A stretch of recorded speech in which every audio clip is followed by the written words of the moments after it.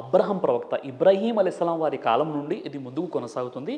యూదులు ఖత్నా చేయించుకుంటారు, ముస్లింలు ఖత్నా చేయించుకుంటారు, క్రైస్తవులు కూడా ఖత్నా పద్ధతి అనేది బైబిల్లో లూకా స్వార్తలో ఉంది. యేసుక్రీస్తు వారికి కూడా ఖత్నా చేయించారు. పుట్టినటువంటి 7వ రోజుల్లోనో 6వ రోజుల్లోనో ఆయన ఖత్నా కూడా జరిగిందన్నమాట. ఏ రకమైన ఖత్నా? బైబిల్ అదే ఖత్నా అంటే అదే ఏ రకంగా సుంతి ఒడుగులు అంటే అప్పుడున్నటువంటి టెక్నాలజీ అప్పుడున్నటువంటి పద్ధతుల ప్రకారంగా సుంతి ఒడుగులు అనేవి జరిగాయన్నమాట. ఇది బైబిల్లో ఉంది. బైబిల్లో ఏమని రాస్తుంది ఏమైనా ఐడియా? బైబిల్లో అదే ఆయనకు యేసు వారికి ఆయన 7వ రోజు ఖత్నా చేయించానని బైబిల్లో ఓల్డ్ టెస్ట్మెంట్లో ఉంటుంది, న్యూ టెస్ట్మెంట్లో ఉంటుంది. ఖత్నా అనే పదం ఉండకపోవచ్చేమో. సుంతి ఒడుగులు అని ఉంటుంది. ఓకే. సుంతి ఒడుగులు అని తెలుగులో ఉంటుందన్నమాట. ఓకే. అయితే విషయం ఏంటంటే ఇప్పుడు ఒక ముస్లింగా ఖచ్చితంగా ఖత్నా చేసుకోవాలి, చేసుకుంటేనే నమాజ్ స్వీకరించబడుతుంది, చేసుకుంటేనే మ్యారేజ్ చేసుకోవాలి, చేసుకుంటేనే స్వర్గానికి వెళ్తారని ఎక్కడ కూడా లేదండి. లేదు, ఎక్కడ కూడా లేదు. ఖత్నా చేసుకోవచ్చు చేసుకోకపోవచ్చు మన ఇష్టం, కానీ స్పెసిఫిక్గా ఖురాన్లో లేదు. లేదు, ఖురాన్లో అసలు ఉండదు. ఖచ్చితంగా ఖురాన్లో ఎక్కడ కూడా ఖత్నా అనేటటువంటి ప్రస్తావన లేదు. ఓకే. అది ప్రవక్త ముహమ్మద్ సల్లం వారు అంతకంటే గత ప్రవక్తల యొక్క సాంప్రదాయం. కాబట్టి ఖచ్చితంగా చేసుకుంటే మెడికల్ బెనిఫిట్స్ ఉన్నాయి. ఓకే. ఆరోగ్యానికి మనకు చాలా మంచిది. తర్వాత మీరు ఇది గూగుల్లో కూడా మీరు సెర్చ్ చేయవచ్చు. తర్వాత ఇతర మతాల్లో ఉన్నటువంటి వారు కూడా ఖత్నా చేయించుకుంటారు. రైట్. సిరాజ్ గారు, నా ప్రశ్న చాలా సూటిగా, టోపీ అనేది ఇస్లాం సోదరుడు ఎందుకు ధరించాలి, మీరెందుకు ధరించారు అసలు? సార్, ఇప్పుడు టోపీ అన్నది ఏంటంటే మన వస్త్రాధారణలోనే ఒక భాగం టోపీ అనేది, వాస్తవంగా చెప్పాలంటే. ఇప్పుడు కొంతమంది పెద్ద పెద్ద స్వామీజీలు పండితులు ఉన్నారు, వాళ్ళ తలపై ఒక వస్త్రం కప్పబడి ఉంటుంది, చూసారా? అంటే ఇది ఒక ఆరాధనలో ఒక విధానంగా వాళ్ళు భావిస్తారు. కానీ ఇస్లాంలో ఆరాధనలో విధానం అని ఎక్కడ కూడా చెప్పడం జరగలేదన్నమాట. అంటే ఇప్పుడు ఇస్లాం ధర్మం వెలుగులో చెప్పాలంటే టోపీ పెట్టుకుంటేనే ముస్లిం అని ఎక్కడా చెప్పబడలేదు. టోపీ ఉంటేనే నమాజ్ అంగీకరించబడుతుంది, టోపీ ఉంటేనే ఉపవాసాలు ఉండాలి, టోపీ ఉంటేనే అన్న ప్రాధాన్యత ఏదీ లేదనమాట. ఇప్పుడు నేను ఉన్నానండి, నాదొక ఐడెంటిఫికేషన్. అంటే ఇప్పుడు టోపీ గడ్డం ఉన్నటువంటి వ్యక్తి, ఇప్పుడు మనం దైవంతో ఒక ప్రత్యేకమైనటువంటి సంబంధం కలిగి ఉండాలి అన్న ఆలోచనతో ఇప్పుడు నేను టోపీ గడ్డం పెట్టుకున్నాను. ఏదైనా ఒక చిన్న పొరపాటు, చిన్న తప్పు చేసే బదులు ఈ టోపీ దాడి నన్ను ఆపుతూ ఉంటాయన్నమాట. ఓకే. ఖచ్చితంగా ఆపుతుంటాయి. ఎందుకంటే నేను ఈ టోపీ గడ్డం పెట్టుకుని ఏదైనా తప్పు పని చేస్తే ఆ ప్రభావం మొత్తం కూడా ధార్మిక వ్యక్తులపై, ధర్మంపై ఆపాదించడం జరుగుతుందనేటటువంటి ఒక భయం ఇప్పుడు కూడా నాలో ఉంటుంది. టోపీకి ఉన్నటువంటి ఒక ఫార్మాలిటీ ఉంది, టోపీకి కూడా. టోపీకి ఉంది, కానీ నమాజ్ చదవడానికి లేదా స్వర్గానికి వెళ్ళడానికి, ఉపవాసాలు పాటించడానికి టోపీ ఖచ్చితమైనటువంటి విధానం కాదు, ఖచ్చితంగా ధరించాలనేటువంటి నిబంధన ఏది కూడా లేదన్నమాట. బట్ మీరు మసీదులలోకి వెళ్తే కనుక ప్రతి సోదరు, నేను కూడా మసీద్కి చాలాసార్లు వెళ్ళేస్తున్నాను, ఖచ్చితంగా అక్కడ టోపీలు అవైలబుల్ ఉంటాయి. చెప్పులు బయట వదులుతాము, కాలు చేతులు కడుక్కుంటాం, ఆ తర్వాత టోపీ ధరిస్తాం, ఆ తర్వాత నమాజ్కి వెళ్తూ ఉంటాం. సో టోపీ ఖచ్చితంగా ఉంటుంది అక్కడ. అవును. ఏంది మరి అక్కడ అన్ని మసీదుల్లో ఉండవు. అదే అంటే కొన్ని మసీదుల్లో ఉంటాయి, కొన్ని మసీదుల్లో ఉండవు అనమాట. కొంతమంది ఏంటంటే కొంతమంది ఆలోచన ఎలా ఉంటుందంటే, అంటే ఇప్పుడు ప్రతి మతం వారు, ప్రతి ధర్మం వాళ్ళు సంస్కరించబడాలండి. ముస్లింలు కూడా చాలా బలహీనతలు, చాలా అజ్ఞానం అనేది ఉంది. వాళ్ళ అజ్ఞానం ఏంటంటే, కొంతమంది నమాజ్ రారా బాబు, అజాన్ అయిపోయిందంటే జోబులో టోపీ లేదు పోయి అంటాడు. అంటే వాడిని నమాజ్కి ఎలా అయినా మసీదుకు తీసుకురావాలని చెప్పేసి అక్కడ కొన్ని టోపీలు ఉంటాయి, అక్కడ టోపీ ఉంది అని చెప్పేసి వచ్చేసి నమాజ్ చదువుకుంటాడు. కానీ టోపీ ధరిస్తేనే నమాజ్ అవుతుంది అన్న నిబంధన ఎక్కడ కూడా ఇస్లాంలో లేదు. అయితే టోపీకి దేనికి చిహ్నం అని బేసిక్గా అంటారని నాకు తెలిసింది అని అంటే, మొహమ్మద్ ప్రవక్త వారు అప్పట్లో ఎడారిలో ఉండేవాళ్ళు, ఆయన పగిడి కట్టేవారు అనేది ప్రధానంగా చెప్పేవారు. అక్కడ ఈ ఎడారిలో ఇసుక దిబ్బలు ఉండడం వల్ల అవి తల్లో పడడం, ఏదో ఒక రకంగా ఇసుక రేణులు అనేవి పడతాయి తల్లో అనేది ఉద్దేశం ప్రకారంగా పగిడీలు కడతారు. హిందువులు కూడా కడతారు, అది ప్రతి మహారాజు రాజాలు కూడా కట్టారు. కానీ టోపీని మీరు అక్కడి నుంచే ధరించారు, ఆయన చేశాడు కాబట్టి మేము చేస్తున్నాం అనే చిహ్నంగా ఉంది అనేది కూడా ఒక వాదన ఉంది. ఇప్పుడు ఒకవేళ ఎడారి నుండి, అందుకే మీరు ధరించారేమో టోపీ అనేది కూడా నా ఉద్దేశం. ఎడారి నుండి ఈ విధంగా కాపీ కొట్టినట్లయితే మన భారతదేశంలో ఉన్నటువంటి కొంతమంది ముస్లిమేతర రాజులు ఎందుకు ధరించారు, తలపాకి ఎందుకు చుట్టుకున్నారు? ఇక్కడ ఉన్నటువంటి స్వామీజీలు ఎవరైతే తలపై వస్త్రం కప్పుకుంటున్నారో వాళ్ళు కూడా ఆ ఎడారి అక్కడ నుండే కాపీ కొట్టారా? వాళ్ళకు వేద పరిజ్ఞానం లేదంటే లేదు, వేద పరిజ్ఞానంలో వాళ్ళు కట్టాలి అనేది వాళ్ళకు ఉంది కాబట్టి వాళ్ళు ధరించారు. ఖురాన్లో మీరు టోపీ పెట్టుకునే నియమం లేనే లేదు, కానీ టోపీ పెట్టుకుంటున్నారు. ఇక్కడేమో ఎండలేదు, అదే డస్ట్ లేదు, ఏమీ లేదు, బట్ స్టిల్ మీరు టోపీ పెట్టుకుంటారు. మీరే కాదు, సోదరులు చాలా మంది కూడా ధరిస్తూ ఉన్నారు. అంటే నేను చెప్పే విషయం ఏంటంటే, ఖురాన్లో టోపీ పెట్టుకుంటేనే నమాజ్ అవుతుంది, టోపీ పెట్టుకోండి అని ఖురాన్లో లేదు, మొదటి విషయం. రెండో విషయం ఏంటంటే, ప్రవక్త ముహమ్మద్ సల్లల్లాహు అలైహి వసల్లం వారు అరబ్బు జాతిలో ఆయన తలకు అమామా చుట్టుకునేవారు. దాన్ని అమామా అంటారు, తలపాక, పగిడి అంటారు అనమాట, అది చుట్టుకునేవారు. ఓకే. అంటే ఇది కేవలము ఆ అరబు దేశంలో ఎడారికి ఆ ఇసుక మొత్తం చెవుల్లో లేదా తలలో పడకుండా దీన్ని ధరించారన్నది సరైనటువంటి విషయం కాదు అది. ఓకే. అది ఏంటంటే ఒక భక్తి భావంతో ఒక ఆరాధన ఉద్దేశంతో అలాంటి భావాలు మనుషులు వస్తాయి. ప్రవక్త వారు ఇంట్లో ఉండి నమాజ్ చదివించేటప్పుడు కూడా ఆయన తలపాక చుట్టుకున్నారు. కేవలం ఒకే ఒక 2 సందర్భాలు కనిపిస్తాయి. అప్పుడు ఆయన వెంటనే స్నానం చేసి నిలబడి నమాజ్ చదివించారు. అప్పుడు సరే, ఒక్కొక్కరికి ఒక్కొక్క అపోహ ఉంది. మీరు టోపీ ఎందుకు ధరించారు అని అంటే చెప్పండి. నేను అదే అంటున్నాను. ఇప్పుడు మన సంతోష్ గణపతి గారు ఉన్నారు. ఆయనకు ఒక పిలక ఉంటుంది, ఆయన డ్రెస్ కోడ్ వేరేగా ఉంటుంది. అలా అని పూర్తి హిందువులు అలా ఉండాల్సిన అవసరం లేదు. ఆయన మంచి పని చేశారు. లేదు, ఆయన వేదం చదివాడు కాబట్టి వేదంలో వస్త్రధారణ ఎలా ఉండాలో చెప్పింది కాబట్టి పంచగట్టుకుంటే బ్లడ్ సర్క్యులేషన్ బాగా జరుగుతుంది, పైంట్ వేసుకున్నాం కాబట్టి ఇది దేవుడికి నచ్చదు అని వేదంలో ఉంది అని ఆయన పంచగడతాడు. అండ్ డి విటమిన్ లాంటివి పోవడానికి కొంత వస్త్రం పక్క వదిలేసి లెఫ్ట్ సైడ్ వేసుకుంటారు అనేది ఆయన వాదన. నేను అడిగాను ఆ ప్రశ్న. నేను చెప్పడంలో కొద్దిగా ఇక్కడ మిస్కమ్యూనికేషన్ ఏమైపోయిందంటే, ఈరోజు ముస్లిం సమాజం టోపీకి ఎంత అయితే ఇంపార్టెన్స్ ఇస్తుందో అంత ఇంపార్టెన్స్ మాత్రం టోపీకి లేదు. కానీ ధరించడం మంచి విషయమే. ఎందుకంటే ప్రవక్త ముహమ్మద్ సల్లల్లాహు అలైహి వారి యొక్క సాంప్రదాయము అది. నేను చెప్పాలనుకున్న విషయం ఏంటంటే, ఇది ఉంటేనే నమాజ్ అవుతుంది, ఇది ఉంటేనే ముస్లిం అన్న విషయాలు ఏవైతే సమాజంలో ముస్లిం సమాజంలో కూడా రేళ్ళూనుకొని ఉన్నాయో ఈ అపోహను దూరం చేస్తున్నాను. కానీ నా ఉద్దేశం ఏంటంటే, మీరెందుకు టోపీ ధరించారు అని మీకు వ్యక్తిగతం ఉంటుంది కదా. నేను ఎందుకు ధరించాలనుకున్నాను, అందుకే నేను టోపీ ధరించాను. గడ్డం ఉంది, దైవ ప్రవక్త వారి సాంప్రదాయం, ఋషుల సాంప్రదాయం. ఇప్పుడు ఎంతమంది అయితే మన ఋషులు వచ్చారో ఆ ఋషులందరూ కూడా గడ్డం పెట్టేసుకున్నారు. చాలా వరకు ప్రవక్తలు కూడా గడ్డం పెట్టుకున్నారు. మహాప్రవక్తలు గడ్డం పెట్టుకున్నారు. ప్రవక్తలు చెప్పారు మీరు గడ్డం పెట్టుకోండి అని. మా దృష్టిలో ఋషువులే ముందు వచ్చారు, తర్వాతనే ప్రవక్తలు వచ్చారు అనేది మా అంచనా. సార్, ఋషులు అంటే ఏంది, ప్రవక్తలు అంటే? ఓకే, మేము హిందువులో మా దేవుళ్ళలో ఋషులు వాళ్ళని దేవుళ్ళని ఆరాధించారు, మా దేవుళ్ళని ఆరాధించారు. ప్రవక్తలు అనేది ఖురాన్లో అల్లాహ్ని ఆరాధించారు అనేది. దేవుడు నా దేవుడు ఇద్దరు దేవుడు వేరు వేరు అనేదే మీరు ఇన్ని రోజులు ప్రవచిస్తుంది. మరి అల్లా ఇస్లామిక్ వేరు, బైబుల్ జీసస్ వేరు. ఇన్ని రోజులు చెప్పడంలో చెప్పే విధానంలో ఏదైనా పొరపాట్లు జరిగి ఉండవచ్చు. ఇప్పుడు నేను మీకు ఏం చెప్తున్నానంటే, ఏ దేవుడైతే మిమ్మల్ని పుట్టించాడో అదే దేవుడు నన్ను పుట్టించాడు, అదే దేవుడే సమస్త మానవుల్ని పుట్టించాడు. ఆయన అరబీలో అల్లా అంటే, తెలుగులో మనం దేవుడు సర్వేశ్వరుడు అని చెప్తాం. మనల్ని పుట్టించిన దేవుని మనం ఆరాధిద్దాం. డన్, నేను దాన్ని ఖచ్చితంగా ఒప్పుకుంటున్నాను. కానీ మీ టోపీకి మీరు ప్యాషన్ కోసం పెట్టుకున్నారా, ఖురాన్లో ఉండి పెట్టుకున్నారా, మీకు ఇష్టం ఉండి పెట్టుకున్నారా, లేదు మీ టోపీకి ఏమైనా ప్రత్యేకత ఉందా? సూటిగా చెప్పండి. ప్రవక్త ముహమ్మద్ సల్లల్లాహు అలైహి వసల్లం వారు పెట్టుకున్నారు కాబట్టి, అంటే ఆయన ఒక తలపాక చుట్టుకున్నారు కాబట్టి దాని నుండి టోపీ వచ్చింది. ఆ టోపీ నేను ధరిస్తున్నాను. క్లియర్ కట్గా సమాధానం. సో ఆయన ధరించారు కాబట్టి మీరు ధరిస్తున్నారు. ఎడారి ప్రాంతంలో ఆయన తలపాక కట్టుకున్నారు కానీ మీరు ఇక్కడ టోపీ పెట్టుకుంటున్నారు. So nothing. ఇది ఐడియాలజీ కాదా సార్? అంటే ఆయన ఇసుక రేణువులు వచ్చి దూరుతాయని చెప్పేసి ఆ కాన్సెప్ట్ అన్నది కొంతమంది కల్పించారండి. ఆ కాన్సెప్ట్ లేదు. ఆ కాన్సెప్ట్ లేదనమాట. అంటే ఆరాధన చేసేటప్పుడు కొన్ని నియమాలు ఉండడం వల్ల దైవానికి మనం దగ్గర అవుతాం, ఆ ఆలోచన ఉంది తప్ప అదేదో ఇసుక రేణువులు తల మీద పడతాయి అలాంటి ఇప్పుడు మళ్ళీ అక్కడ అరబులు ఇప్పుడు ఎందుకు అది ఫాలో అవుతున్నారు అది కాదనమాట. కొన్ని హదీసులో ఉన్న విషయం అనమాట. అంటే ప్రవక్త వారు తలపాక చుట్టుకునేవారు, ఆ విధంగా వస్త్రాలు ఎలా ఉండేవి, అందులో ఒక భాగం అది. సిరాజ్ గారికి, జాకిర్ నాయక్ గారి సంస్థలకి టైఅప్స్ ఉన్నాయి. మీకు అక్కడి నుంచే అమౌంట్ అందుతుంది, మీకు ఫండింగ్ వస్తుంది జాకిర్ నాయక్ గారి త్రూవే. మీరు కంప్లీట్ జాకిర్ నాయక్ గారి రిప్లికా. జాకిర్ నాయక్ గారిని ఈ దేశం వదిలేసి పొమ్మన్నారా, ఆయనే బహిష్కరించుకున్నారా, బహిష్కరణ చేశారా అనేది నాకైతే పూర్తిగా తెలియదు. మీరే చెప్పాలి. ఆయనకి మీకున్నటువంటి సంస్థ ఒకటేనా, లేదు మీ సంస్థ వేరు, మీరు చేస్తున్నటువంటి పనులు వేరు. జాకిర్ నాయక్ గారు చేసినటువంటి ప్రతి ప్రవర్తనలు ఏదైతే చేశాడో అదే దశలో అదే విధంగా మీరు కూడా చేస్తున్నారు, ఫాలో అవుతున్నారు. అదే కోణంలో మీకు కొంత మొత్తంలో ఫండింగ్ కూడా రేస్ చేస్తున్నారు అనేది ఇంకో ఆరోపణ. సార్, మొదటి విషయం ఏంటంటే, డాక్టర్ జాకిర్ నాయక్ ఎవరైతే ఉన్నారో ఆయన మన భారతదేశంలోని ముంబైకి చెందినటువంటి వ్యక్తి అనమాట. ఓకే. ఆయన 2014 కంటే ముందు ఏదైతే ఆయన ప్రసంగాలు అవన్నీ జరిగాయో మొత్తం భారతదేశ వ్యాప్తంగా విశ్వవ్యాప్తంగా కొన్ని లక్షల మంది ఆయన సభలలో వెళ్తుంటారు. అదేవిధంగా మీకు ద హిందుస్థాన్ టైమ్స్ పత్రిక ప్రపంచంలోని 500 మంది 500 ఇన్ఫ్లుయెన్షియల్ పర్సన్స్లో ఒక వ్యక్తిగా ఆయన్ని కీర్తించడం జరిగింది. ఆయన డాక్టర్ జాకిర్ నాయక్. డాక్టర్ జాకిర్ నాయక్ గారు ఉన్నప్పుడు కొన్ని లక్షల మంది ఆయన ప్రోగ్రామ్స్కి వెళ్ళారు.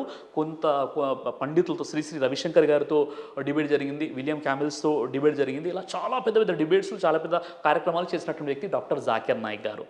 అయితే నా గురించి మీరు తెలుసుకోవాల్సిన విషయం ఏంటంటే జాకిర్ నాయక్ గారు ఎప్పుడైతే హైదరాబాద్ వచ్చారో, అంటే ఒక 18 సంవత్సరాల క్రితమో 20 సంవత్సరాల క్రితమో అనుకుంటాను, ఎప్పుడైతే జాకిర్ నాయక్ గారు వచ్చారో అప్పుడు ఆయన వచ్చారు. నేను కూడా అన్వేషణలో ఉన్నాను, నిజంగా దేవుని తెలుసుకునే ప్రయత్నంలో ఉన్నాను, నా స్టడీ ముందుకు కొనసాగుతుంది. ఆ సందర్భంగా డాక్టర్ జాకిర్ నాయక్ గారి ప్రోగ్రామ్ ఇక్కడ జరుగుతుందంటే నేను వచ్చాను. నేను వచ్చేసి ఆయన ప్రోగ్రాంలో పాల్గొని ఆ తర్వాత ఒక క్వశ్చన్ అడిగాను. దాని తర్వాత ఒక 2 సందర్భాల్లో ప్రోగ్రామ్స్లో ఏదో అక్కడ, ఎందుకంటే ఇప్పుడు జాకిర్ నాయక్ నన్ను గుర్తుపట్టారు, జాకిర్ నాయక్ దగ్గర నేను ట్రైనింగ్ తీసుకోలేదు, జాకిర్ నాయక్తో ఎలాంటి ప్రత్యేకమైన సంబంధాలు లేవు, జాకిర్ నాయక్తో ఫండింగ్ అసలే లేదు. గమ్మత్తైన విషయం ఏంటంటే జాకిర్ నాయక్ నన్ను గుర్తుపట్టారు. అయితే ఇప్పుడు ప్రధానమైనటువంటి ఆరోపణ ఏంటంటే డాక్టర్ జాకిర్ నాయక్ గారికి ఉగ్రవాద సంబంధాలు ఉన్నాయా, లేదా డాక్టర్ జాకిర్ నాయక్ గారిని ఈ దేశం బహిష్కరించిందా, దీనికి సంబంధించినటువంటి అపోహలు ఏంటో మనం తెలుసుకుందాం. మొట్టమొదటిగా మీరు తెలుసుకున్న విషయం ఏంటంటే ప్రధానంగా జాకిర్ నాయక్ గారు ఇండియాకి రాకపోవడానికి ప్రధాన కారణం ఇండియా జాకిర్ నాయక్ని బహిష్కరించిందా, లేదా ఏ రకమైనటువంటి చెప్తాను మీకు నేను. అయితే డాక్టర్ జాకిర్ నాయక్ గారు మన భారతదేశ వాస్తవ్యులు, చాలా పెద్ద ఇన్ఫ్లుయెన్సర్, చాలా పెద్ద కంపారిటివ్ స్టడీస్ యొక్క ఆయన రీసెర్చర్, మరియు చాలా పెద్ద వక్త, ఆయన స్పీకర్. అయితే ఆయన ఉన్నప్పుడు దాదాపుగా ప్రతి వర్గానికి చెందిన వ్యక్తి కూడా ఆయన్ని కలిశారు, ఆయన ప్రోగ్రామ్స్ విన్నారు, ప్రత్యక్షంగానో పరోక్షంగానో ఆయన వీడియోలు, ఆయన యొక్క బోధనలు విన్నటువంటి వారే ఉన్నారు. అంటే సేమ్ మీరు అదే ఫాలో అవుతున్నారు కదా సార్? నేను అదే ఫాలో అవ్వట్లేదు. క్రిస్టియన్ అందరు మీ సభకు వస్తారు, జాకిర్ నాయక్ గారు లాగా మీరు వేదిక మీద ఉంటారు, సేమ్ క్వశ్చన్స్ మిమ్మల్ని అడుగుతారు, సేమ్ మీరు ఆన్సర్ చెప్తారు. అది కాదు, అది కూడా అది రాంగ్ అనమాట. నేను చెప్తాను. జాకిర్ నాయక్ని ఎక్కడైతే నేను గౌరవిస్తానో అక్కడ గౌరవిస్తాను, ఎక్కడైతే విభేదిస్తానో అక్కడ విభేదిస్తాను కూడా. ఈ విషయాన్ని మీరు తెలుసుకోవాలి. జాకిర్ నాయక్ గారిని కొన్ని ఎక్కడైతే గౌరవిస్తానో, ఏ విషయాలైతే కొన్ని విషయాల్లో మేము ఆయన్ని ఆదర్శంగా తీసుకుంటాం, ఆయన్ని గౌరవిస్తాం, కొన్ని విషయాల్లో విభేదిస్తాను కూడా. విభేదిస్తాను నేను చెప్తాను. ముందు మొత్తం వినాలి, మీరు మొత్తం వినాలి. అయితే అసలు జాకిర్ నాయక్ పై ఉన్నటువంటి ప్రధానమైనటువంటి ఆరోపణ ఏంటి అంటే 2016 సంవత్సరం జూలై 1 రోజున బంగ్లాదేశ్లోని ఢాకాలో బాంబ్ బ్లాస్ట్ జరిగింది. అప్పుడు వెంటనే జూలై 3వ తేదీ ఏం జరిగిందంటే అక్కడ ఒక ప్రధాన స్రవంతి మీడియా పత్రికలో అక్కడ ఒక న్యూస్ పేపర్లో వచ్చిన విషయం ఏంటంటే ఆ ఉగ్రవాదంలో పట్టుబడినటువంటి ఒక వ్యక్తి డాక్టర్ జాకిర్ నాయక్ గారి ఫేస్బుక్లో ఫాలోవర్ అని చెప్పేసి ఒక న్యూస్ రావడం జరిగింది. ఎప్పుడు జూలై 1 2016లో ఇది జరిగితే జూలై 3 2016లో ఈ న్యూస్ వచ్చిందనమాట. అక్కడ ఒక న్యూస్ పేపర్లో వచ్చింది.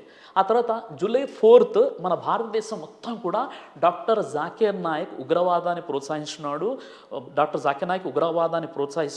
ఉగ్రవాద సంస్థలతో సంబంధాలు ఉన్నాయి అన్నట్టుగా కంప్లీట్గా మన భారతదేశంలో మారుమోగిపోయింది న్యూస్ అనమాట.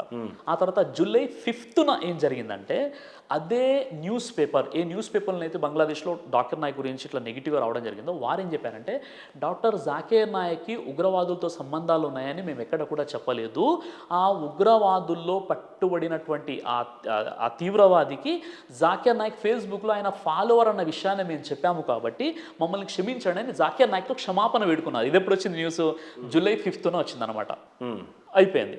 దాని తర్వాత మన భారతదేశంలో మాత్రం ఆ న్యూస్ అదే విధంగా స్ప్రెడ్ అయిపోయింది. దాని తర్వాత ఒక వారం రోజుల పాటు ఇది మన మహారాష్ట్ర ఇంటెలిజెన్స్ డిపార్ట్మెంట్ వారు ఏం చేశారంటే పూర్తిగా ఆయనపై విచారణ జరిపించి వారు చెప్పిన విషయం ఏంటంటే డాక్టర్ జాకిర్ నాయక్కి ఉగ్రవాదులతో సంబంధాలు ఉన్నట్టుగా బలమైనటువంటి ఆధారం ఎక్కడ కూడా మాకు కనిపించలేదు, కాబట్టి మేము ఆయన్ని ఉగ్రవాదిగా చిత్రీకరించలేము, ఒకవేళ ఆయన భారతదేశానికి వచ్చినా మేము అరెస్ట్ చేయలేమని చెప్పేసి మహారాష్ట్ర ఇంటెలిజెన్స్ డిపార్ట్మెంట్ ఒక రిపోర్ట్ ప్రభుత్వానికి ఇవ్వడం మరి అదేంటి ఇంటెలిజెన్స్ వ్యవస్థ అంతా కూడా జాకిర్ నాయక్ గారిని అప్పచెప్పాలి, ఆయన పాకిస్తాన్లో ఉన్న బంగ్లాదేశ్లో ఉన్న అప్పచెప్పాలి, ఇప్పుడు ప్రస్తుతం ఆయన సింగపూర్లో ఉన్నాడు అనేది కూడా నేను మొత్తం నా టాపిక్ మొత్తం ముందు కొనసాగించండి మీరు. ఇంతవరకు జరిగింది. ఆ తర్వాత ఏం జరిగిందంటే 2017-2018లో జరిగిన విషయం ఏంటంటే ఈడీ మరియు NIA national investigation agency enforcement directorate ఏదైతే ఉందో ఎన్ఐఏ మరియు ఈడీ వీరిద్దరు కూడా వీళ్ళు ఏం చేశారంటే డాక్టర్ జాకిర్ నాయక్ సంబంధించినటువంటి ఆస్తుల్ని జప్తు చేయడం జరిగిందనమాట. అప్పుడు ఎప్పుడైతే జప్తు చేశారో జాకిర్ నాయక్ గారి తరపునటువంటి ఒక అడ్వకేట్ ఆయన కోర్టులో పిటిషన్ వేసుకుంటే కోర్టుకు వెళ్ళినప్పుడు కోర్టులో ట్రిబ్యునల్ ధర్మాసనం ఏదైతే ఉందో ఆ ధర్మాసనం సంబంధించినటువంటి చీఫ్ జస్టిస్ ఎవరైతే ఉన్నారో ఆయన పేరు ఆ మన్మోహన్ సింగ్ ఏం చేశారంటే డాక్టర్ జాకీర్ నాయక్ గారి ప్రసంగాలు మొత్తం కూడా నేను విన్నాను, నేను కూడా ఆయన యొక్క ఫాలోవర్నే, ఆయన ఉగ్రవాదాన్ని బోధించేటట్టుగా ఉన్నటువంటి ఏదైనా ఒక వీడియో కనుక మీరు నాకు సబ్మిట్ చేసినట్లయితే నేను ఆయన ఆస్తుల్ని మొత్తం జప్తు చేసుకుంటాను అని చెప్పారు. కానీ వీళ్ళు ఒక్క ఆధారం కూడా ఇవ్వలేకపోయారు. అప్పుడు ఆయన చెప్పారు, ఈ కారణం వల్ల నేను ఆయన ఏ ఆస్తిని కూడా నేను జప్తు చేయడం జరగదని చెప్పడం జరిగింది. ఈ స్టేట్మెంట్ వచ్చేసింది. ఎప్పుడు ఇది 2018లో.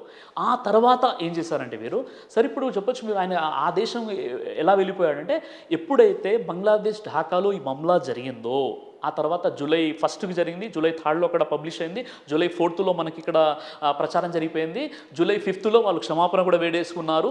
ఆ తర్వాత 2017-18 నుండి వీళ్ళు ఈడీ తర్వాత మీకు ఎన్ఐఏ ఆ ఆస్తుల్ని వారేంటంటే సీజ్ చేసినప్పుడు ఆ కోర్టు ఆయన పక్షంలో ఒక క్లియర్ చిట్ ఇచ్చేసింది అనమాట. ఇది మొత్తం జరిగిన తర్వాత ఇప్పుడు ఏమన్నారు, జాకీర్ నాయక్ మళ్ళీ ఎలా పారిపోయాడంటే, జాకీర్ నాయక్ పారిపోలేదు.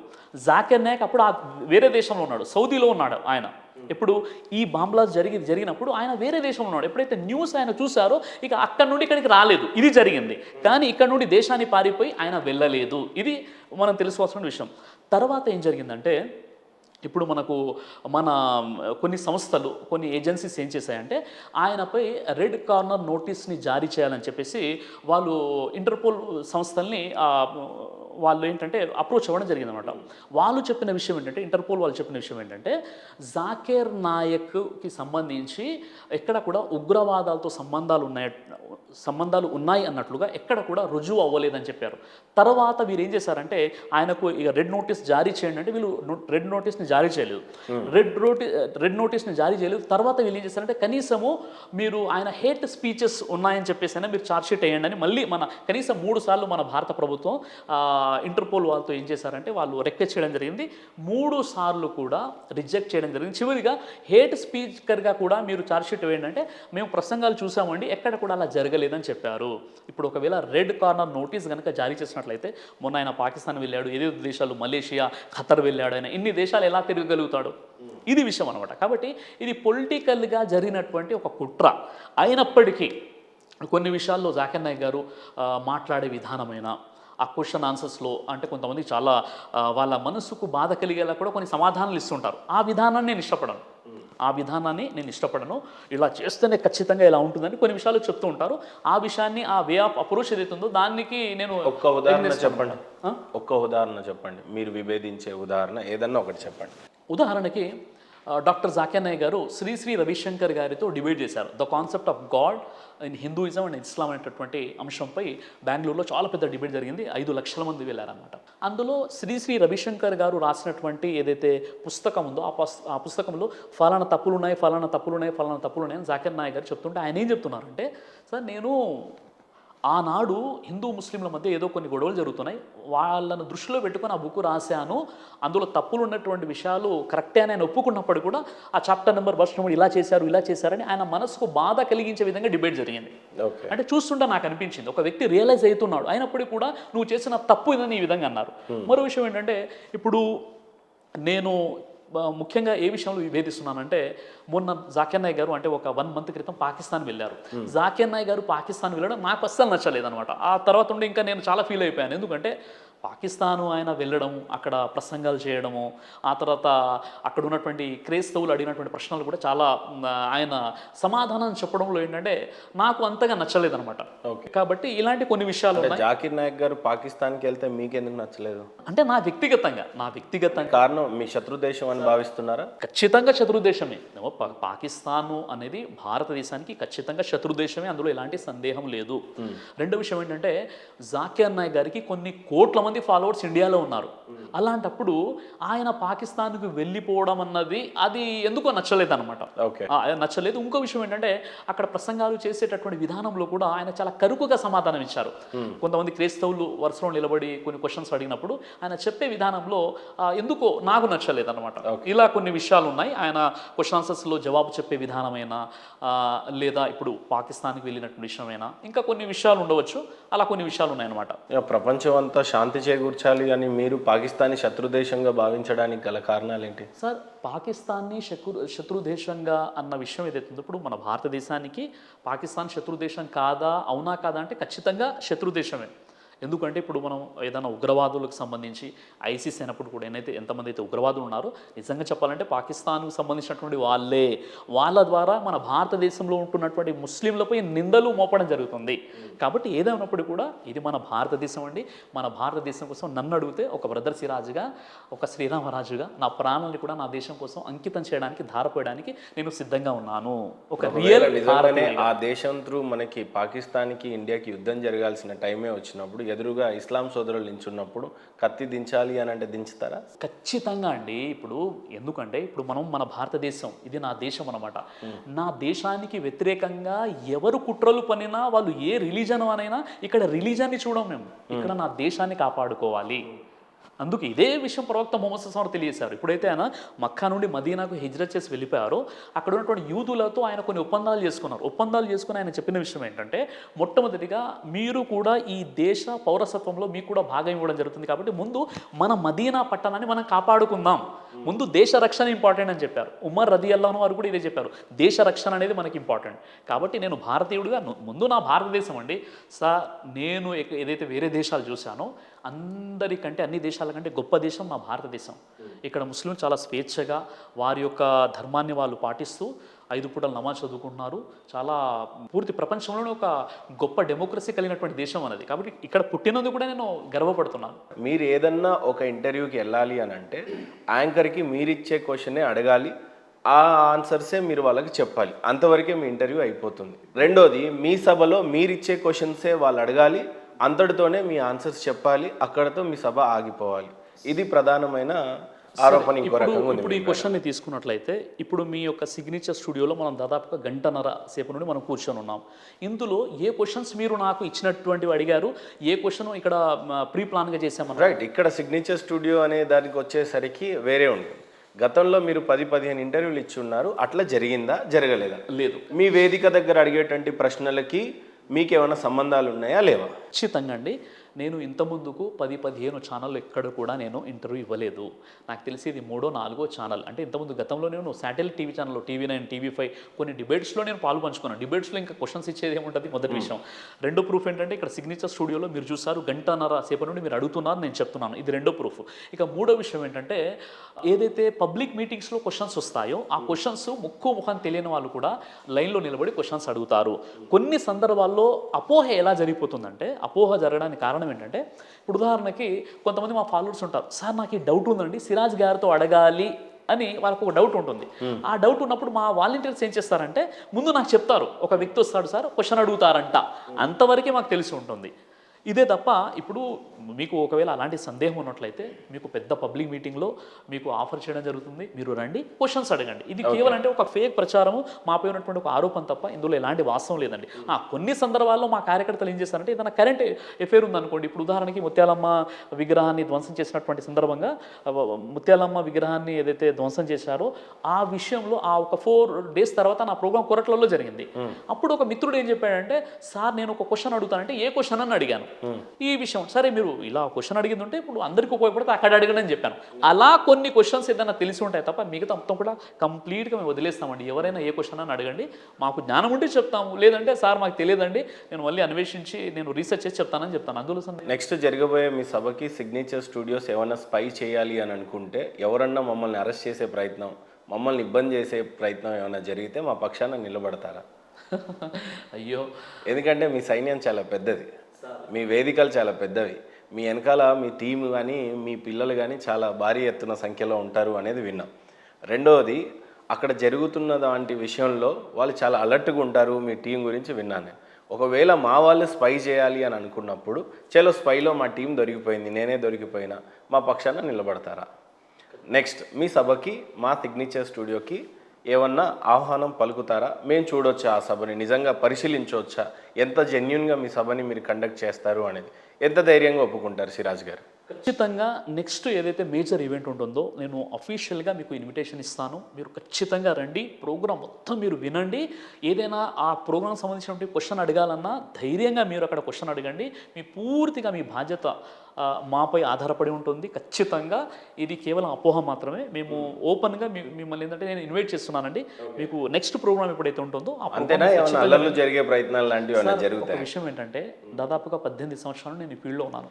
ఈ రోజు వరకు కూడా ఒక చిన్న కమ్యూనల్ వైలెన్స్ కానీ ఒక చిన్న గొడవ కానీ జరగలేదు. మాపై అలాంటి ఆరోపణ కూడా లేదు. గొర్రె చర్మం వేసుకున్న తోడేళ్ళు అని ఆ ఛానల్ పెట్టి ఆ ఛానల్లో వీడియోలు పెడుతున్నా అంటే విత్ ఫోటోలతో వీడియోలతో అయితే పెడుతున్నా. జాన్ పాల్ గారు వంటి తక్షణ కర్తవ్యం ఏంటంటే ఫస్ట్ హిందువులను మార్చడం కాదు, హిందువుల నుంచి మారవబడ్డ క్రిస్టియన్స్ ఉంటారు కదా వాళ్ళని మార్చాలి మీరు ఫస్ట్. నేను అదే ఈ చేస్తున్నాను. పాల్ దినకరన్ చేసిన ప్రసంగాలు, బ్రదర్ సతీష్ గానీ అవును, లేకపోతే బ్రదర్ అనిల్ గానీ వీళ్ళ నుండి రక్షించాలా మీరు? నేను అదే చేస్తున్నాను. సెకండ్ ఛానల్ పెట్టి అదే చేస్తున్నాను. చెప్పండి మరి ఏం చెప్పాలనుకుంటున్నారు మీరు అలాంటి వాళ్ళకి? అలాంటి వాళ్ళకి నేనేం చెప్పాలనుకుంటున్నానంటే క్రైస్తవులకి ప్రామాణిక గ్రంథం బైబిల్. ఈ బైబిల్కి కుడికి కానీ ఎడమకి కానీ పోయేవాడు క్రైస్తవుడు కాదు. మీరన్నా సతీష్ అన్నారు, లేకపోతే బెల్లంపల్లి ప్రవీణ్ కుమార్ అన్నారు, పాల్ దినకరన్ వీళ్ళు ఉన్నారు కదా. బైబిల్కి వాళ్ళు చేసే టీచింగ్కి అసలు పొంతం లేదు, చాలా దూరంగా వెళ్ళింది. మీరే పాయింట్అవుట్ చేశారు, దీపక్ దేవుడు నిన్ను పిలుస్తున్నాడు, నీ గర్భం రాబోతుంది. ఇది బైబిల్లో లేదు. జస్ట్ వాళ్ళు ఒక బిజినెస్ చేస్తున్నారు దేవుణ్ణి. కాబట్టి నిజంగా క్రైస్తవులు దేవుని ప్రేమించాలంటే ఈ బైబిల్ దగ్గరకు రండి. ఈ బైబిల్ ఉన్న వాక్యం ఏం చెప్పింది దాని ప్రకారంగా ప్రభువైన యేసుక్రీస్తుని సేవించండి. అంతేగాని వ్యక్తులను చూసి ఆ డ్రామాలు చూసి క్రైస్తవ్యాన్ని వెక్కిరించకండి ఇలాంటి వాటిని సపోర్ట్ చేయడం ద్వారా అన్నది నేను చెప్తున్నాను అన్న. దీనికోసం నేను పాటుపడుతున్నాను. 2 ఛానల్ పెట్టి ఏది వాక్యం అని చెప్తున్నాను ఛానల్లో, ఇంకో ఛానల్ పెట్టి వాక్యాన్ని ఎలా వక్రీకరిస్తున్నారో, భక్తిని ఎలా బిజినెస్ చేస్తారో, యేసుప్రభుని ఎలా అవమానిస్తున్నారో క్రైస్తవుల పేరుతో, క్రైస్తవ నాయకుల పేరుతో అన్నది సెకండ్ ఛానల్లో చెప్తున్నాను. నా వంతు పాస్టర్ విజయ్ ప్రసాద్ రెడ్డి గారికి పడుతుందా అండి? అస్సలు పడదన్న. కారణం ఎందుకు విభేదించారు మీరు? ఎందుకు విభేదించారంటే బైబిల్లో ఉన్నటువంటి సత్యాన్ని సత్యంగా ప్రకటించకుండా వ్యక్తుల దయను సంపాదించుకోవడానికి, ఫేవరెట్ అంటే ఫ్యాన్స్ని సంపాదించుకోవడానికి వాక్యాన్ని వక్రీకరిస్తున్నాడు. రీసెంట్గా ఏదో ఛానల్కి వెళ్ళి, క్రాంతి గారి ఛానల్లోకి వెళ్ళి అక్కడ ఒక క్రైస్తవుడు అనుకోనటువంటి ఒక నినాదాన్ని చేయడం ద్వారా క్రైస్తవ్యాన్ని అవమానం పాలు చేశాడు. ఆయన జై కొట్టమని అడిగాడు క్రాంతి గారు, ఆయన నమ్ముకున్నటువంటి దేవుడికి. ఈయన జై కొట్టాడు. ఒక క్రైస్తవుడు యేసు ప్రభు తప్ప ఇంకెవరికి జై కొట్టాడు. అలా ఏంటంటే ఇలాంటి ఒక భావాన్ని తీసుకొని వస్తున్నాడు. అది తప్పు, బైబిల్ దాన్ని సమర్థించదు. కనుక ఇలాంటి వ్యక్తుల మీద ప్రధానంగా విజయ్ ప్రసాద్ రెడ్డి గారిని మీరు చాలా సార్లు, చాలా చోట్లలో, చాలా సందర్భాలలో ఎక్కువగా అపోజ్ చేశారు. అవును, కారణం ఏంటి?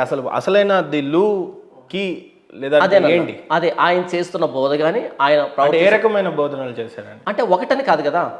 నేను ఆ వీడియోలో తెలియదు అంతో ఇంతో విజయ్ ప్రసాద్ రెడ్డి గారు నాకు ఇష్టం అనిపిస్తాడు. ఎందుకంటే చాలా విషయాలలో మోటివేషన్ పాయింట్ ఆఫ్ వ్యూలో యంగ్స్టర్స్ కి అవన్నీ. బైబిల్లో మోటివేషన్ లేదు, బైబిల్లో మోటివేషన్ లేదు. ఈ మోటివేషన్ అన్నది బైబిల్కి అగెయిన్స్ట్. నా మాట మిమ్మల్ని కనుక బలపరిచి మీరున్న బాధ నుంచి బయటకు తీసుకొని వస్తే ఇక మీకు దేవుడు అక్కర్లేదు. బైబిల్ అది చెప్పలే. మనం పడుతున్న ప్రతి బాధకి మన పాపం కారణం. ఆ పాపం పోయినప్పుడే నిజమైనటువంటి స్వేచ్ఛ, స్వాతంత్రం వస్తుంది. అది ప్రభువైన యేసుక్రీస్తు ద్వారానే జరుగుతున్నది బైబిల్ చెప్పింది. నేను మోటివేట్ చేయడం ఏంటి? నా మాట మిమ్మల్ని ఓదార్చినప్పుడు ఇక దేవుడు దేనికి? కాబట్టి ఈ మోటివేషన్ అన్నది క్రైస్తవ ప్రామాణికం కాదు, సువార్త బైబిల్ చెప్పింది. ఈయన మోటివేషన్ స్పీకర్ మీరు అన్నట్టుగా, కాబట్టి ఈయన పాస్ట్గా ఫిట్ గాడు, కాబట్టి నేను అపోజ్ చేస్తున్నాను. ఎప్పుడైనా ఫోన్ చేశారా మీకు విజయ్ ప్రసాద్ రెడ్డి? చేయలేదు, చేయబోను. మీకేమైనా ఫోన్ చేసి ఏమైనా థ్రెట్ చేశారా? పొరపాటును కూడా థ్రెట్ వచ్చేది. చాలా థ్రెట్ కాల్స్ వస్తాయి నాకు. ఫోన్ చేస్తారు, తిడతారు, ఆ రికార్డింగ్స్ కూడా ఉన్నాయి, చాలా రకాలుగా ఉంటాయి నాకు. కానీ నేనైతే ఫోన్ చేయలేదు. కొత్తగా తెలుసుకోవాల్సిన ఏం లేదు నాకు ఆ వ్యక్తి దగ్గర నుంచి. హిందువులకి భారతదేశంలో ముంపు ఏదైనా ఉంది అంటే అది క్రిస్టియానిటీయే. సారీ, తొందరలోనే క్రిస్టియానిటీ మొత్తం కూడా హిందువులను మార్చే క్రమంలో బిజీగా ఉన్నారు. అతి తొందరలో ఉన్నటువంటి తక్కువ క్రిస్టియన్స్, ఇప్పుడు మీకు నిజం చెప్పాలంటే చౌదరీస్లో క్రిస్టియన్స్ అయిపోయారు, ఎస్సీలో క్రిస్టియన్స్ అయిపోయారు, ఎస్టీలో క్రిస్టియన్ అయిపోయారు, బీసీలో. కానీ సర్టిఫికేట్స్ మీద ఇంకా అది హిందువుగానే ఉంటుంది. ఇప్పుడు సపోజ్ మీరు ఇందాక అన్నారు మీ పేరు మణికంఠనే ఉండొచ్చు, నాకు తెలిసి సర్టిఫికేట్ అనేది తెలియదు. అవును, మణికంఠ. అప్పుడు జనం అనేది ఏ రకంగా కౌంట్లోకి తీసుకుంటారు? పాపులేషన్లో మీరు హిందువుగానే తీసుకుంటారు. ఈ భారతదేశంలో చాలా మందికి తెలియని విషయం ఏంటంటే వీళ్ళు ఎప్పుడో క్రిస్టియన్లుగా మారిపోయారు, కానీ ఇంకా మా పాపులేషన్ ఇంత 100 కోట్లు ఉంది, వీళ్ళు ఇంకా 20 కోట్లు 30 కోట్లుగానే అంటున్నారు. కానీ వాస్తవంగా క్రిస్టియానిటీ నుండి హిందూ మతాలకి పెను ముంపుగా లేదా? అస్సలు లేదన్నా.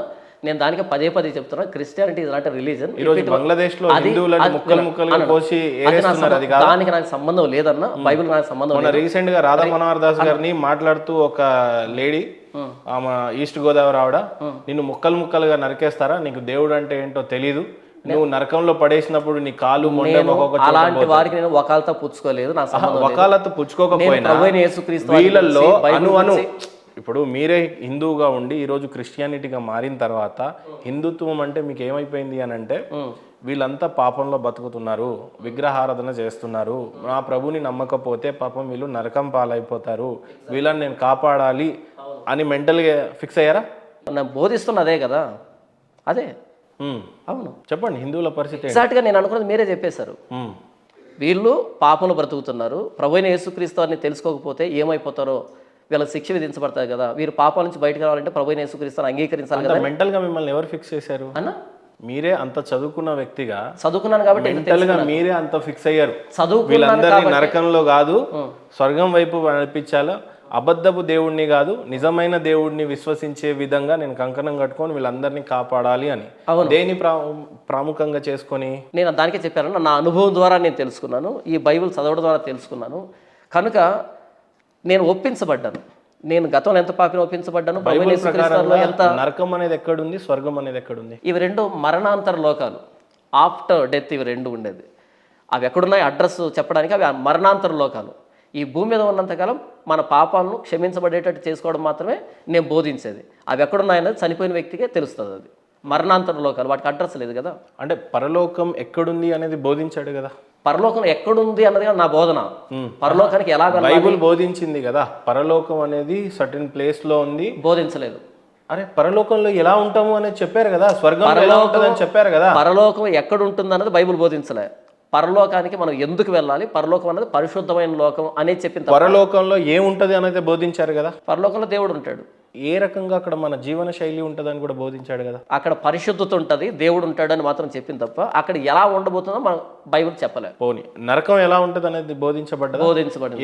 ఏముంటది నరకంలో? ఇక్కడ చేసిన పాపాలను బట్టి అక్కడ కుమిలి ఏడ్చడం, దేవునికి దూరమైనటువంటి స్థితి, అది వేదనకరమైన స్థలం, బాధతో కూడుకున్నటువంటి స్థలం. అక్కడ అగ్ని ఆరదు, పురుగు సావదు అనేటువంటి ఒక అసహ్యకరమైనటువంటి పోలిక చేయబడింది నరకాన్ని కూర్చి. 10 రూపాయలు దొంగతనం చేసినా దొంగే.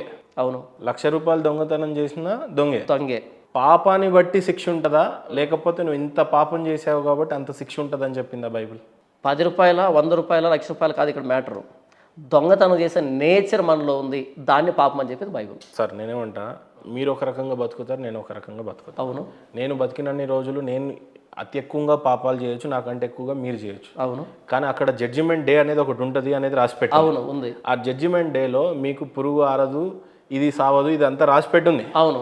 కానీ ఎంత తప్పు చేస్తే అంతే శిక్ష అని రాసిపడిందా, లేదు నువ్వు మర్డర్లు చేసావు, మానభంగాలు చేసావు, అందరికి ఒకే రకమైన శిక్ష ఉంటుందా, అందరు ఒకేలా కాలుతా ఉంటారు, ఆర్తనాదాలు చేస్తూ ఉంటారు, ఇలా జరిగి ఉంటుందా? అది చెప్పండి. బైబిల్ ఏం చెప్పిందంటే నీతిమంతులు లేడు, ఒక్కడు లేడు, ఏ భేదం లేదు, అందరూ పాపం చేసి దేవుడు అనుగ్రహించే మహిమను పొందలేకపోతున్నాం. మంచివాడు అనేవాడు లేడు. నేను దొంగతనం చేయలేదు కాబట్టి నేను మంచివాడిని కాదు, నాకు అవకాశం రాలేదు కాబట్టి నేను చేయలే. అవకాశం వచ్చి చేస్తాను, ఎందుకంటే నేచర్ ఉంది అది నాకు. ఎందుకంటే నీతిమంతులు లేడు, ఒక్కడు లేదు. కాబట్టి ఇక్కడ దొంగతనం చేశాడా చేయలేదా, తప్పు చేశాడా లేదా, ఎంత తప్పు చేశాడు అన్నది ఆ ప్రశ్న ఇక్కడ. By born we are sinners. మనుషులు బై బోర్న్ సిన్నర్స్, జన్మతః పాపులు, కర్మతః పాపులు. కాబట్టి దొంగతనం చేశాడు కదా నరకంలో వేయడు. మనలో పాప స్వభావం ఉంది. నేను పాపం చేయట్లేదంటే పాపం చేసే అవకాశం రాలే నాకు, లేదా అవకాశం వచ్చినా కొన్ని సమాజాన్ని భయపడి అడ్డు పెట్టుకున్నాను తప్ప పాపం చేసే స్వభావం నాలో ఉంది. కాబట్టి నేను పాపం స్వభావం కలిగిన వాడిని కాబట్టి నేను నరకానికి వెళ్తాను అంతే. అక్కడ డిగ్రీస్ లేవు. ఇప్పుడు 10 రూపాయలు చేశాడు, 100 రూపాయలు చేశాడు, డిగ్రీస్ లేవు. By born I'm sinner, by deeds also I'm sinner. జన్మతః కర్మతః పాపినే. అన్లెస్ అంటే జీసస్ క్రైస్ట్ని యాక్సెప్ట్ చేసేంత వరకు, ఆయన ఉచితంగా నన్ను నీతిమంతుడిగా పరిశుద్ధుడిగా చేసేంత వరకు నేను పాపినే. జన్మతః పాపం అని అంటే సెక్స్ వల్ల పుడతాం కాబట్టి పాపం? No, sex is sacred. Okay, ఎందుకు సిన్నర్ గా పిలువబడ్డారు? జన్మతః పాపి మనిషి అని అంటే పుట్టుకతోనే పాపి అని అంటున్నారు మీరు. అవును. అభం శుభం తెలియని బేబీ కూడా పాపితో సమానం. అవును.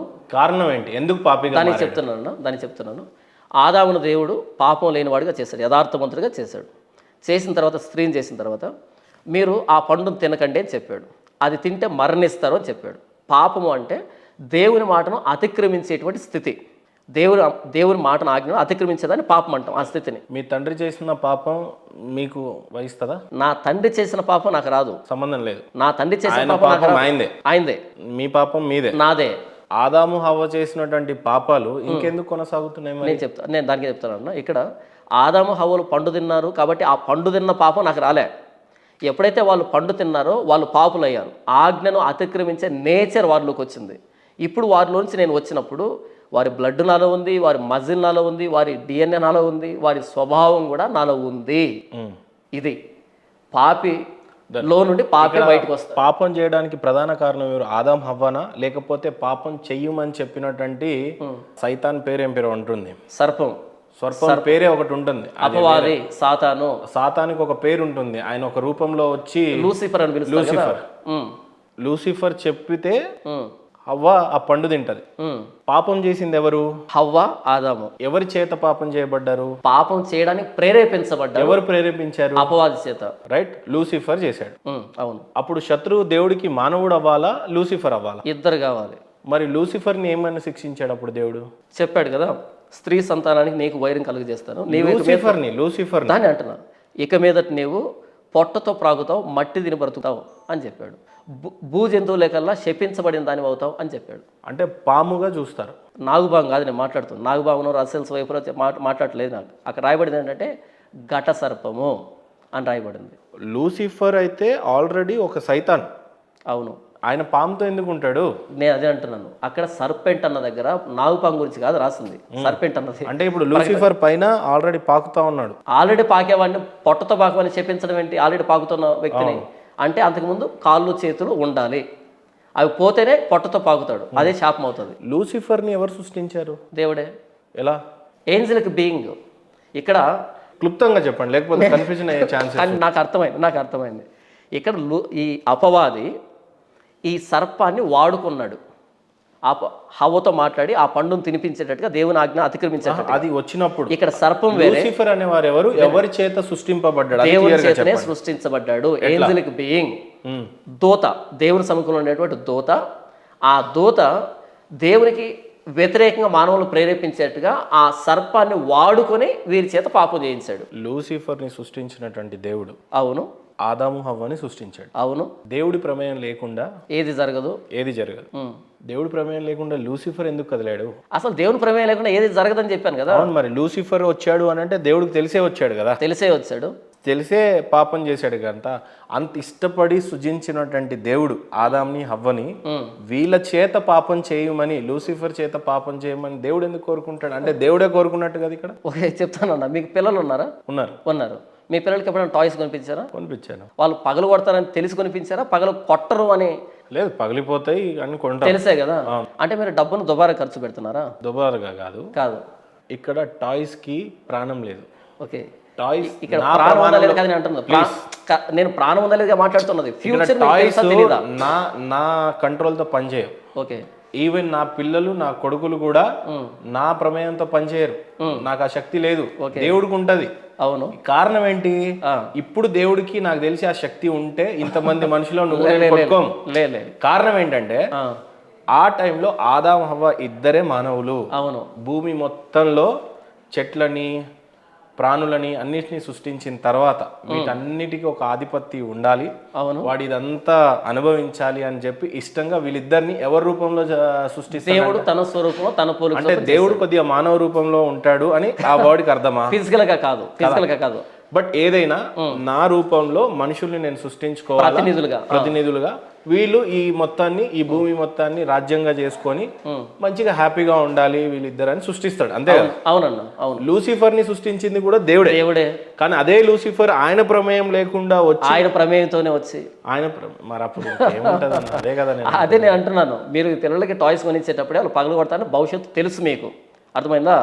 ఇక్కడ ఏంటంటే మీ పిల్లలు ఎందుకు పగలగొట్టారు అంటే వాళ్ళకి ఫ్రీ విల్ ఉంది, స్వేచ్ఛ ఉంది. నా పిల్లలు ఆ టాయ్స్ ని పగలగొడతారని తెలిసి నేను ఇచ్చినాం అనుకుందాం. అవును. ఈ పగలగొట్టిన తర్వాత దీని త్రూ వీళ్ళకి వచ్చేటువంటి జీతం పాపం. అవును. ఇది తెలిసి నేను తండ్రికి ఇవ్వను కదా. ఏది ఇక్కడ ఒక పండు ఆదాము హవ్వని దేవుడు రోబోట్స్ లాగా చేయలే, ఫ్రీ విల్తో చేశాడు, స్వేచ్ఛ స్వతంత్రులుగా చేశాడు. ఎక్కడ ఫ్రీ విల్ ఉంటుందో అక్కడ వైలేషన్ ఉంటుంది, అతిక్రమించడం ఉంటుంది. అతిక్రమణ జరుగుతుందని దేవుడికి తెలుసు, దానికి సంబంధించినటువంటి ప్రాయచిత్తాన్ని కూడా దేవుడు ఏర్పాటు చేశాడు. కాబట్టి ఇక్కడ మనల్ని రోబోట్గా చేస్తుంటే దేవుడు ఆదాం హవ్వల్ని, ఈ పాపం అనే ప్రస్తావనే రాదు. రోబోటు మన కమాండ్ని అతిక్రమిస్తుంది అది, ఎందుకంటే మనం ఇచ్చిన కమాండ్ ప్రకారం చేస్తుంది. దేవుడు మానవుల్ని స్వతంత్రంగా చేశాడు కాబట్టి అతిక్రమణ అనేది ఇన్ఎవిటబుల్, ఖచ్చితంగా జరుగుతుంది. భవిష్యత్ జ్ఞానాన్ని ఎరిగిన దేవుడు ఆయన. వాళ్ళు పాపం చేస్తారని తెలుసు, అయితే వారి చేతికే ఇచ్చాడు. వాళ్ళు పాపం చేశారు, వారి పాపాన్ని దేవుడు మరలా ప్రాయచిత్తాన్ని ప్రభువుని యేసుక్రీస్తు రూపంలో ఇచ్చాడు. ఇందులో కాంట్రడిక్షన్ ఏముంది? ఇందులో దేవుని తప్పు పట్టాల్సిందే ఉంది. లూసిఫర్ వచ్చాడు, ఆయన కార్యక్రమం చేసుకొని వెళ్ళాడు. అవును, లూసిఫర్ పరిస్థితి ఏంటి, ఆయన హిస్టరీ గురించి ఏంటి అంటే ఏం చెప్తారు? లూసిఫర్ కోసం కటిక చీకటి సిద్ధపరచబడింది, నరకం అపవాది దూతలకి అపవాది కోసం సిద్ధపరచబడింది అని చెప్పబడింది. శిక్ష ఎటర్నల్ లాస్ అనేది చెప్పబడింది. అపవాదికి శిక్ష ఉంది, ఆదమ హవ్వలకి శిక్ష వచ్చింది, సర్పానికి శిక్ష వచ్చింది. మీరు బతికున్నన్ని రోజులు ఈ భూమి మీద రేపు చస్తారు అనే రూపంలో కూడా ఒక పాపం చేసేయచ్చు మనం. ఇప్పుడు కూడా చేయొచ్చు మనసులో కదా. అవును, మనిషి అనేవాడు పాపం చెయ్యడు అనేది అసాధ్యమా? ఇంపాసిబుల్. ఖచ్చితంగా చేస్తా. ఖచ్చితంగా పశ్చాత్తాప పడిన తర్వాత దేవుడు క్షమించడం అనేది జరుగుతుంది. ఈ రోజు తప్పు చేసేసి రేపు పొద్దున నేను చచ్చిపోతా, ఓకే, పశ్చాత్తాపం పడే సందర్భం కానీ కాలం కానీ ఎలా అక్కడ ఉంటుంది? అంటే ఇక్కడ ఏంటంటే అన్న, ఉద్దేశపూర్వకంగా పాపం చేయడం వేరు. తెలియకుండానే అయిపోతుంది. ఒక అందమైన అమ్మాయి వస్తే కళ్ళు పాపాలు చేసేస్తాయి. నేను అక్కడికే వస్తున్నాను. మంచి ఫుడ్ వచ్చింది అని అనుకో, నీది కానిది ఏదైనా నువ్వు ఆశించకూడదు. అది నా ఫుడ్ కాదు, నేను ఆశించేస్తా ఏదో ఒక రకంలో. అన్న ఒకటే బైబిల్ చెప్పే నీతి ఏంటంటే, చార్లెస్ స్పర్జన్ ఏమంటాడు అంటే, పాపం లేనటువంటి స్థితి కాదు నీతి అంటే, ఎందుకంటే అది ఇంపాసిబుల్, అది జరగదు. బై నేచర్ వీఆర్ సిన్నర్స్ అయినప్పుడు పాపమే, ప్రతి చోట పాపమే వస్తుంది. క్రిస్టియానిటీ ఏం బోధిస్తుందంటే, పాపం లేనటువంటి స్థితి నీతి అని చెప్తూ ఉన్నది. నా ఊట, నా స్ప్రింగ్, ద వెరీ బిగినింగ్, ఆరిజినే సిన్ అని గుర్తించడమే క్రైస్తవ నీతి. నా ద్వారా మంచి జరగదు, నాలో మంచి లేదు, నేను మంచి చేయలేను అని గుర్తించి ప్రభువైన యేసుక్రీస్తు ఉచితంగా నన్ను నీతిమంతుడిగా చేయాలి తప్ప, నాకంటూ నేను నీతిమంతుడు కాదు అని గుర్తించడమే నీతి. ఇది ఉచితమైన నీతి. అంతేగాని పాపం లేనటువంటి కండిషన్లో నేనున్నాను, వస్తాను అని నేను చెప్పట్లేదు. మీ దృష్టిలో ఖురాన్కి అల్లాహ్, బైబుల్కి జీసస్, మన ఈశ్వరుడు ఎవరు గొప్ప అంటే ఏం చెప్తారు మీరు? గొప్ప కాదు, ఏకైక దేవుడు ప్రభువైన యేసుక్రీస్తు అని బైబిల్ చెప్పింది. మరి ఖురాన్ అదే చెప్తుంది కదా. నాకు సంబంధం లేదు అది. నా బైబిల్ చెప్పింది ఏంటంటే, యేసుక్రీస్తే నిజమైన దేవుడు. పట్టుకున్నటువంటి కుందేలుకి 3 కాళ్ళు అంటే సరిపోదు. నేను కుందేలు పట్టుకోలేదు, సత్యాన్ని పట్టుకున్నాను. అంటే బైబిల్లో స్పష్టంగా చెప్పబడింది ఏంటంటే, రామాయణం మహాభారతం అనేదంతా వేస్ట్ అని అంటారు. నేను చెప్పలేదే.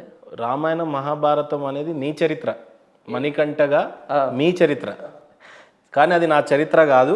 అవును, ప్రభు అయిన యేసు ప్రభు వారే నా చరిత్ర, ఈయనే నా దేవుడు. నాకు శివుడు, పార్వతి, ఈశ్వరుడు, విష్ణు ఎవరు మీకు దేవుడు కాదు. ఒకప్పుడు వాళ్ళందరినీ నేను నమ్మాను తెలియక. అయితే నా వయసు వచ్చే కొద్దీ ప్రభు అయిన యేసుక్రీస్తు నిజమైన దేవుడు అని గుర్తెరిగాను, తెలుసుకున్నాను. ఇప్పుడు ఇక్కడికి వచ్చాను. ఇప్పుడు నేను నమ్మట్లేదని నా గత చరిత్రని కాదంటం లేదు, నేనున్నాను, నా పేరు కూడా సాక్ష్యమే. కానీ అది నా ప్రమేయం లేకుండా జరిగిపోయింది అది. కానీ బ్రహ్మం గారి కాలజ్ఞానంలో మీలాంటి వాళ్ళు వస్తారు, దేవుడిని దేవుడే కాదు అని చెప్పి అనేవాళ్ళు చాలా మంది పుట్టుకొస్తారు అని చెప్పి రాసి పెట్టుంది. సంతోషం. అది నీ పురాణం కదనా. ఏది? మీరు ఇంతకు ముందు క్రిస్టియన్ కన్నా ముందు కూడా మీరు ఆల్రెడీ హిందువు కదా. క్రిస్టియన్గా అయిన తర్వాత బైబుల్ ఎంతగానో పరిశోధిస్తున్నారో, అవును, మీరు హిందువుగా ఉన్నప్పుడు కొద్దిగా పరిశోధించలేదేమో, దేవుణ్ణి సరిగా తెలుసుకోలేదేమో, తొందరపడి క్రిస్టియానిటీకి మారిపోయారేమో అని అనిపించలేదా? నేను దానికే అంటున్నా అన్న, మ్యాగ్నెట్లో అట్రాక్టివ్ పవర్ ఉంటుంది కాబట్టి ఇనుప రజని అలా లాగేస్తుంది. ఈ బైబిల్లో ప్రాణం ఉంది కాబట్టి, దేవుని మాట కాబట్టి నన్ను అట్రాక్ట్ చేసింది. ప్రభువైన యేసుక్రీస్తు సజీవుడు కాబట్టి నాతో మాట్లాడాడు, రకరకాల పరిస్థితుల ద్వారా, రకరకాల సందర్భాల ద్వారా నా దగ్గర సువార్తను రప్పించారు. ఒకవేళ వాటిలో కనుక పవర్ ఉంటే కనుక యేసు ప్రభు కంటే ముందు అవి నన్ను అట్రాక్ట్ చేసి ఉండాలి, లేదా ఇప్పుడైనా నన్ను అట్రాక్ట్ చేయాలి. ప్రభు అయిన యేసు ప్రభు వారు నన్ను నమ్మి బాప్తీసం పొందువాడే రక్షింపబడతాడు, వారికి శిక్ష విధించబడుతుంది. రైట్. మీ పెద్దలు, మీ నాన్న వాళ్ళ తాత అంతా చనిపోయి ఉన్నారు. అవును, వాళ్ళకి సువార్త ప్రకటింపబడలేదు. బడింది ఆ టైంలో, అందుండకపోతే ప్రకటించబడింది కాలం చెప్తాను నేను. అవును, బ్రిటిష్ గారు రాకన్నా ముందు బైబిల్ పట్టుకొని నిజంగా ఈ ప్రపంచంలో తిరిగారో లేదో మనకు తెలియదు. అప్పుడు టీవీలు, రేడియోలు ఇవన్నీ లేదు. ఈవెన్ అంత దినంలో కూడా ఏం రాసి పెట్టుంది, నా వాకు భూమి దిగంధాల వరకు అంటే ఆఖరి మనిషి వరకు అందితే అప్పుడు ఆ, నేను వస్తాను అని చెప్పాడు అవును చెప్పాడు కదా. అవును ఒక్కసారి నా మాట మంచిగా ఆలకించండి ఓకే అండి ఖచ్చితంగా భూమి దిగంధాల వరకు నా యొక్క వాకు అందినప్పుడు నా రాక సంభవిస్తుంది అని చెప్పున్నాడు. అవును చెప్పాడు. పోయిన వారి పరిస్థితి ఏంటి అని చెప్పున్నాడు. ఓకే దానికి చెప్తానన్నా. సపోజ్ ఇప్పుడు మా ఊరుంది, చాలా చిన్న పల్లెటూరు. ఓకే మా తాత వాళ్ళ తాతలకి ముందు ఓకే కనీసం ఎలక్ట్రికల్ బల్బు లేదు. నేను పుట్టి 2011-4లో అనుకుంటా, అప్పుడు ఎలక్ట్రికల్ చూసాం, అప్పుడు లైట్ చూసాం. అవును వాళ్ళకి రేడియో అందే పరిస్థితి ముమ్మాటికి లేదు. లేదు వాళ్ళు చదువుకోనే లేదు కాబట్టి నీకు లెటర్ కూడా చదువుకోవడానికి లేదు. లేదు వాళ్ళకి సువార్త 100% అందలేదు గాక అందలేదు. అందలేదు. ఇప్పుడు వాళ్ళు ఎలా రక్షింపబడతారు చెప్తానన్నా. యోబు గ్రంథము 35వ అధ్యాయం 10వ వచనం నుంచి నేను చదివి వినిపిస్తాను. ఇది మొట్టమొదటి పుస్తకం బైబిల్లో, ఆదికాండం కంటే ముందు రాయబడిన పుస్తకం యోబు గ్రంథం. అయితే కూర్పులో ఇక్కడికి వచ్చింది ఇది. నేను చదివి వినిపిస్తాను. 35వ అధ్యాయం 10వ వచనం యోబు గ్రంథం ఏంటంటే, అయితే రాత్రి యందు కీర్తనలు పాడుటకు ప్రేరేపించుచు, భూజంతువుల కంటే మనకు ఎక్కువ బుద్ధి నేర్పుచు, ఆకాశ పక్షుల కంటే మనకు ఎక్కువ జ్ఞానం కలుగజేయచ్చు, నన్ను సృజించిన దేవుడు ఎక్కడ ఉన్నాడని అనుకుని వారెవరినూ లేరు. ఇక్కడ ఏమని చెప్తున్నాడు అంటే, ఈ జంతువులు చూసినప్పుడు, ఈ సృష్టిని చూసినప్పుడు వీటన్నింటికంటే నేను గొప్పగా ఉన్నాను కదా, మరి నన్ను సృజించిన దేవుడు ఎక్కడ అనుకునేవారు లేరంట. అంటే మనుషులు ఆలోచించట్లేదంట.